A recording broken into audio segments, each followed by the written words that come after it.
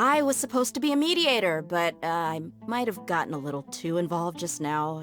Anyway, one of those two should probably start talking. Wait, that was you trying to be a mediator?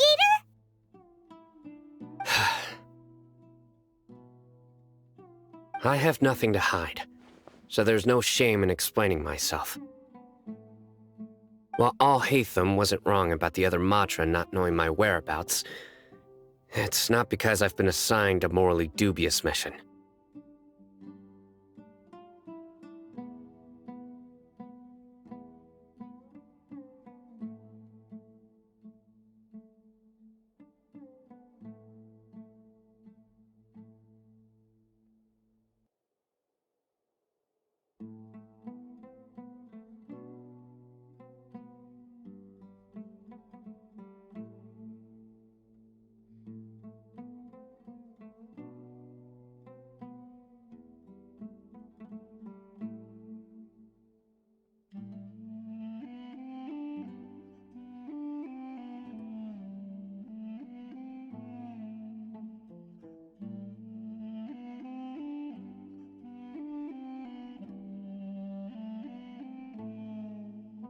Rather, I've chosen to exile myself.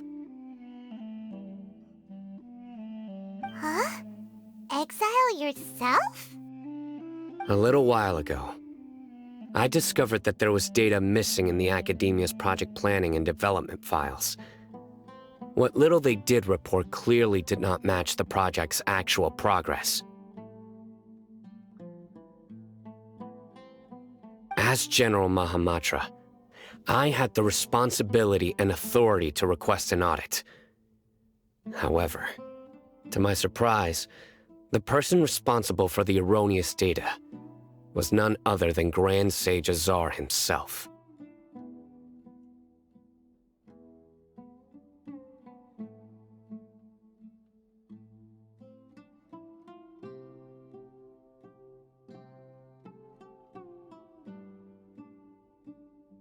I tried to investigate the issue myself before submitting a formal audit request, but I soon found that all leads and potential pieces of incriminating evidence were carefully concealed from me. I began to realize that they were cautious of me from the very beginning. Unsurprisingly, the Grand Sage rejected my audit request as soon as the submission reached his desk. He even said to me, "The power of the General Mahamatra is granted by the sages. You have no right to judge us."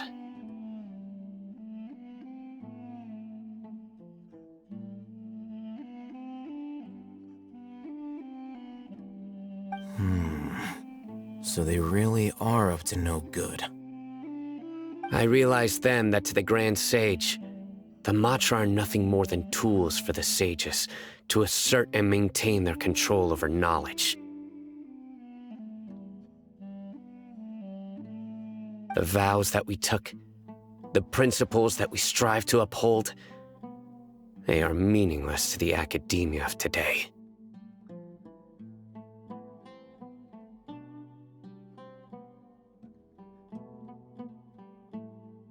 I believed it would be wise to flee the academia before the sages had a chance to take action against me. This way, they can no longer see nor predict my actions.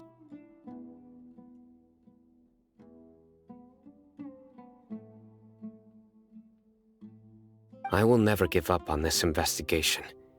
There's no need for someone else to give me power or authority. Once I find the truth, I will administer judgment by my own name.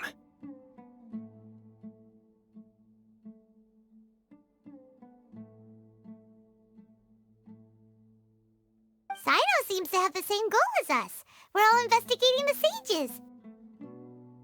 Plus, now that he's no longer the General Mahamatra, he somehow feels a lot less scary. Well, Sino, if that's your story, then why did you see Al-Haytham as a target? When I was investigating the matter in the academia, I overheard a conversation between Al-Haytham and a sage. The sages asked you to investigate a blonde-haired traveler. Do you dispute this, Al-Haytham? What?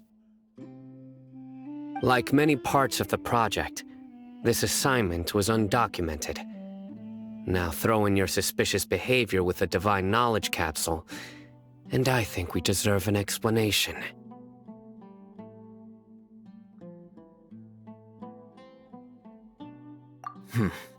Yes. I was indeed tasked with investigating the Traveler.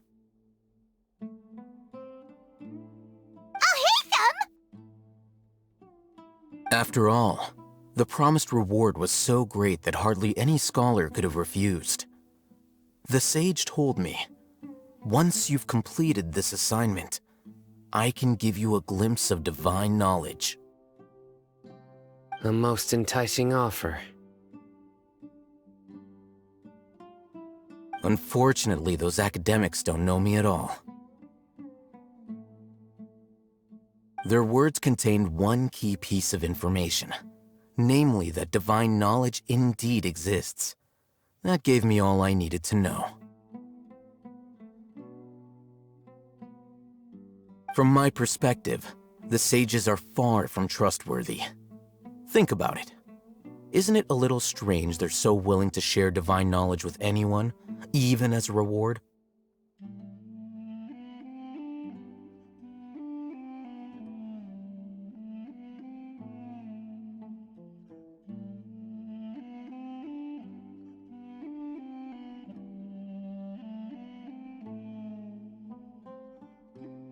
So, I began my own investigation following the lead of the Divine Knowledge Capsule.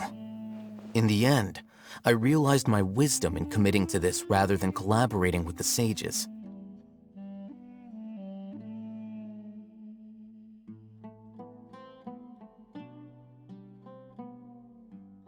Had I been less guarded, I probably would have ended up like that Ain al-Ahmar mercenary, incapable of remaining sane for long enough to hold a conversation.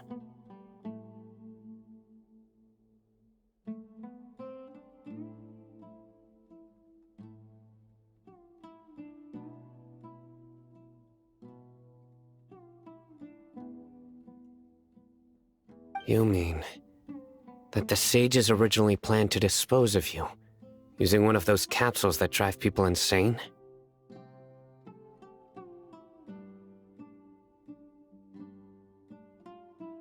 I'd already given up on the assignment by then. I only told the Academia I was waiting in Port Ormos for you to appear so they wouldn't suspect anything. So it came as quite a surprise when I encountered my erstwhile target while investigating the Divine Knowledge Capsule. Criminals do love to talk about coincidences.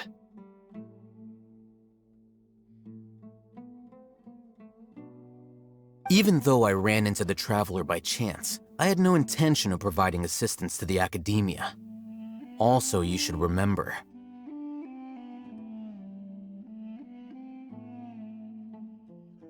you were the ones who decided to follow me and strike up a conversation after I left that tavern.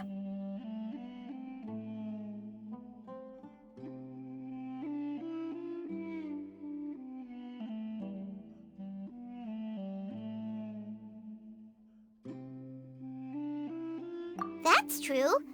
Al-Haytham helped us out at Caravan Rebat as well. Maybe he's telling the truth. I'm willing to apologize if that's worth anything to you. I took the Divine Knowledge Capsule behind your back because I judged its existence to be a significant risk. I felt that it would be best for no one to interact with it before it had been properly studied.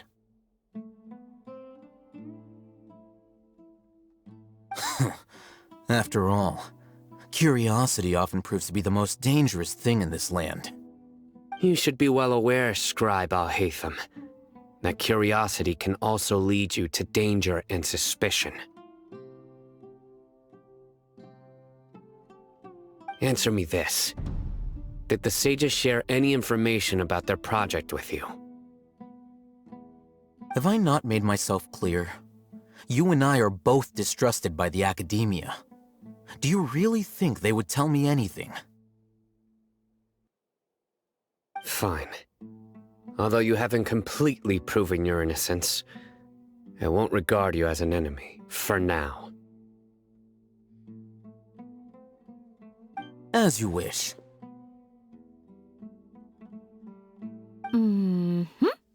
Good. I'm glad to see you two clearing up your misunderstandings. And now you, Dia. I believe it's your turn. Oh, sorry. Whatever the boys were talking about must have been so boring that I spaced out. My situation is pretty straightforward. My employer, Dunyarzad of the Homayani family, is friends with the Traveler and is currently recovering from her illness at home. I had nothing going on, so I decided to return to Aru village for a visit. I was actually looking forward to a pretty exciting time getting back together with everyone here. But then I saw these two random guys in the middle of a pointless argument. It ticked me off, and things went downhill from there.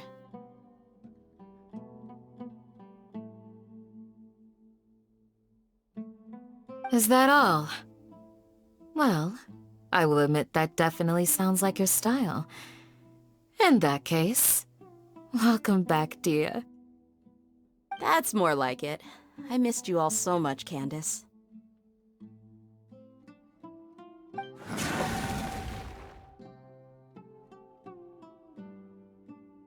Whoa! What was that sound? No need to worry. Now that you're no longer at each other's throats, please make yourselves at home. I'll take a quick trip outside to clear out some of those creatures in the sandstorm. Creatures? In the sandstorm? Are you sure you don't want some backup? Fighting in a sandstorm is not for the faint-hearted. Anyone without extensive training in these conditions is at a disadvantage. You needn't worry. Yeah, just leave them to Candace. Don't worry, she's as tough as they come.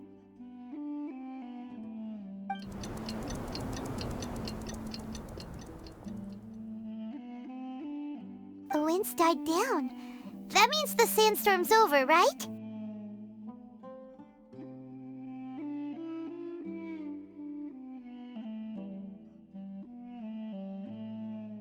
Candace still isn't back yet, though. Is she alright? Maybe we should go out and check on her. When you put it that way, even I'm starting to feel a little worried. All right, let's go. We've been here long enough, and the boys are as chatty as the floor.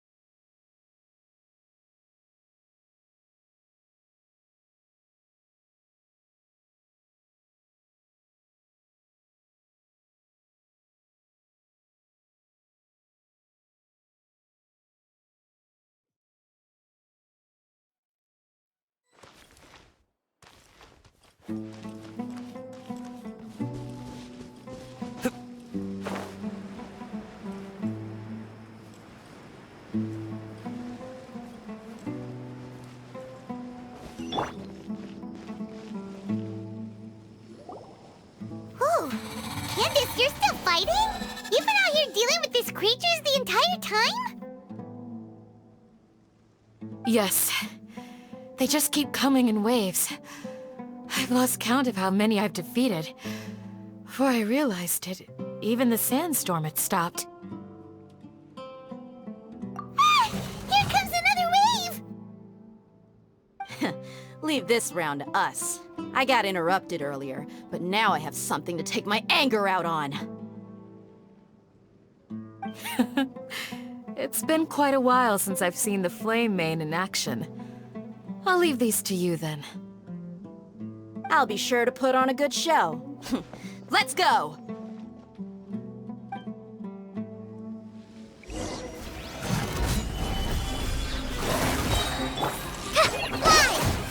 Fly! Illusion shattered! Now you shall perish!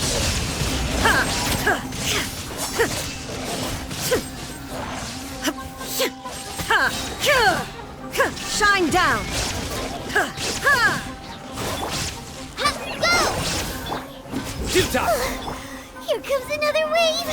When are they ever gonna let up? Inazuma shines eternal!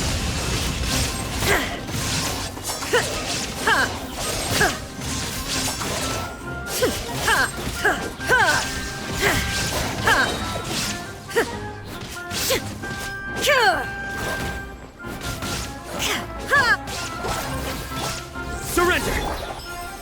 Gather!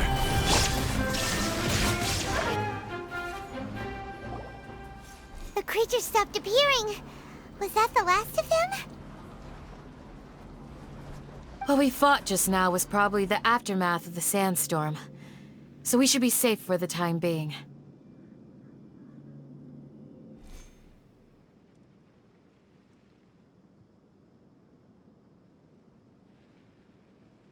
Well fought, everyone. No injuries, I hope.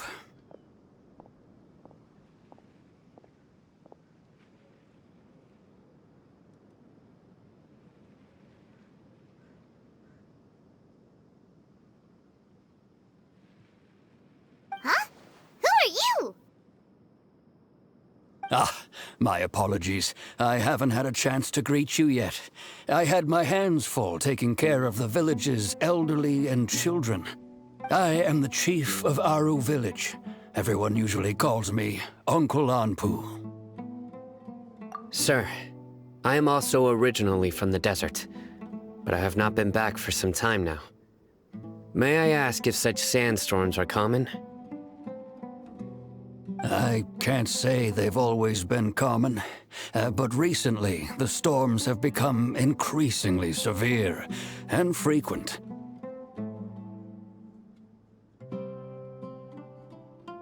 Besides sandstorms, we also occasionally get earthquakes. According to an investigator who stayed in the village a while ago, these unusual natural phenomena are related to the withering of Irminsul. Another effect of Irminsul's withering. So, Irminsul's withering causes withering zones in the forest, and sandstorms and earthquakes here in the desert? Everything in the natural world is inextricably connected to Irminsul. These regional symptoms can indeed be a reflection of Irminsul's present state.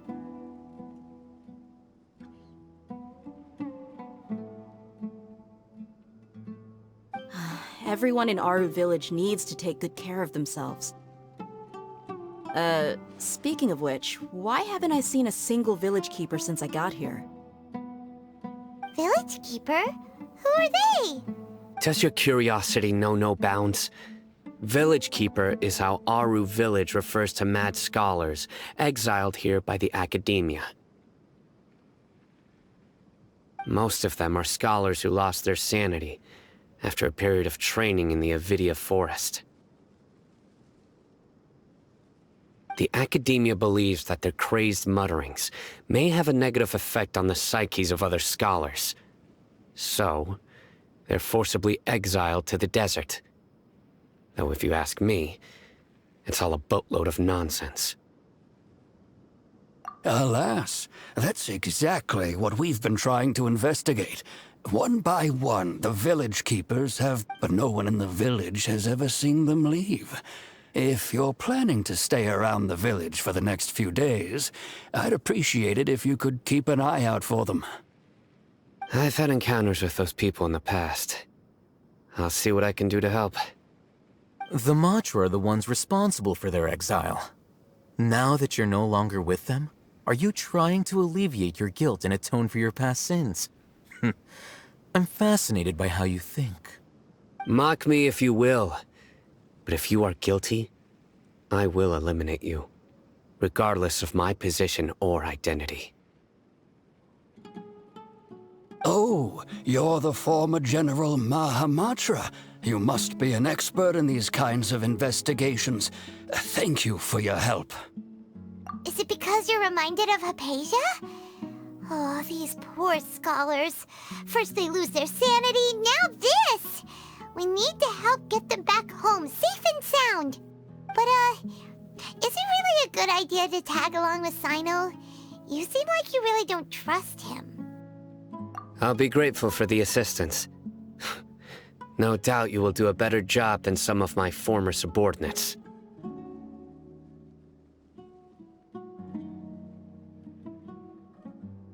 Let's start by finding a spot to share what we know so far.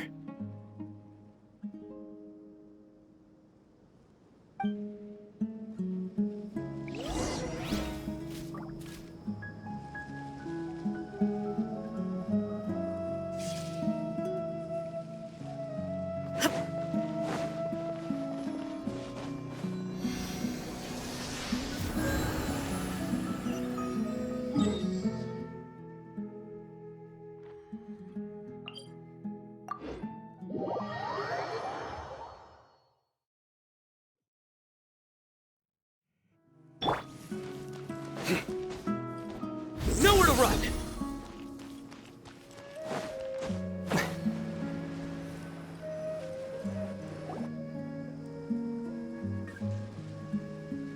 Although I've sent myself into exile, I'm still doing essentially the same things as before.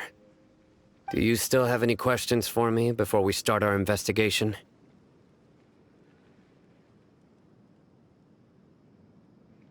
One of my former subordinates told me that this title has its origins in a strange incident.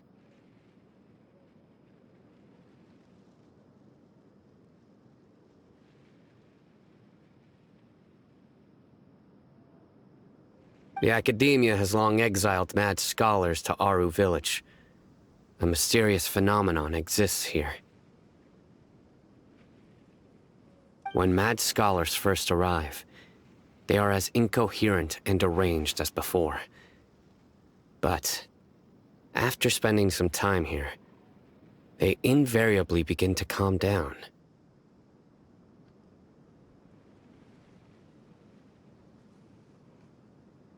Initially, the people of Aru Village greatly resented having to take in the mad scholars. But a strange incident one night changed that. Aru Village was struck by the strongest earthquake in living memory. Seeing buildings on the verge of collapse all around him, the then chief of the village was preparing to take everyone to safety. Suddenly, he noticed a mad scholar crouching in a corner, caressing the ground with his hands. A soft, green light radiated from him, like a divine glow against the backdrop of night. Despite the powerful tremors that ripped through the ground that night, all the houses remained upright, almost as if they had grown roots reaching deep into the ground. In the end, not a single building collapsed, and no one was hurt. After that, the people of Aru Village treated the mad scholars with greater kindness, and began to refer to them as the village keepers. A soft green light? A mad scholar protecting Aru Village? What do you make of it, Traveler? Paimon thinks so too. Actually, Sino, do you know if any of the mad scholars continued to wear their Akasha terminals at Aru Village? In theory, they would continue wearing them so the Academia could still monitor their activities. With that said, the main Akasha system would no longer have any... Oh, no wonder! Everything makes sense then! Add in the fact that they calmed down, it was probably Nahida who calmed them. If you are able to draw a conclusion from this one story alone, then it appears you possess much more information than I do. So, what do you make of the story?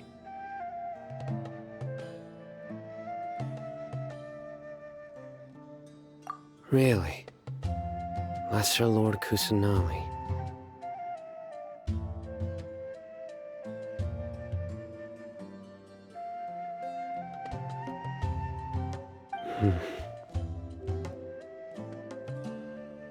What? You don't believe us? Lesser Lord Kusanali was definitely using the Akasha to give her power to the Mad Scholars. No, it's not so much that I don't believe you. I'm just struck by your reasoning. Lesser Lord Kusanali, the current Dendro Archon. Is she really active in Sumeru?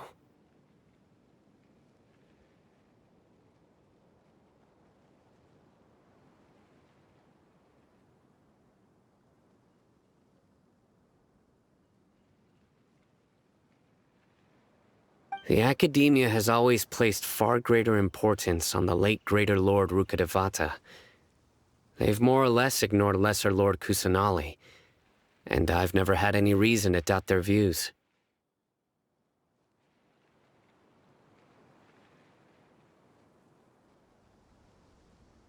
In addition, I've never heard any stories about Lesser Lord Kusanali and her deeds. To me, she might as well have been a god that never existed. No way! Nahida definitely exists! She's a... how should Paimon put it? She's a good Archon who's kind and wise. Even if... I've spent many years interrogating criminals, so I can easily tell when someone is lying. Good! Then you should know that we're telling the truth. That look in your eyes. I've never seen that from a liar. You two really must have met Lesser Lord Kusanali. How can this be? To think, our Archon has been amongst us this entire time.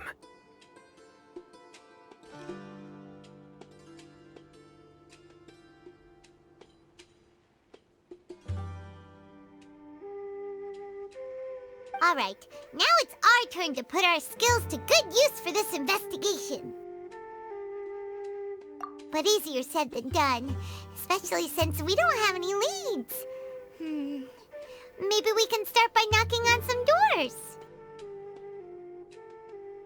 Excuse me, are you here to help me find my grandpa? Huh? Who are you? By the sounds of it, a resident of this village. My name is Isak. You'll help me find my grandpa, right? Is your grandpa a mad scholar? Hey, don't say that. Grandpa is just Grandpa. Why do you have to call... The person you're referring to is not a local, yet you are. Why do you call him Grandpa? Grandpa is just Grandpa. He's my family. I heard everything you said to the village chief. Please, you gotta take me with you. I want to find my grandpa. Ah, so you're the one who was eavesdropping on us around the village chief's house. I was planning to go out and take care of whoever it was, but I had a vague feeling that they didn't harbor any ill intent. Whoa. Hatham wasn't kidding about Matra having sharp senses. Sino, he's just a kid. All he wants is to find his grandpa. Let's find a way to help him.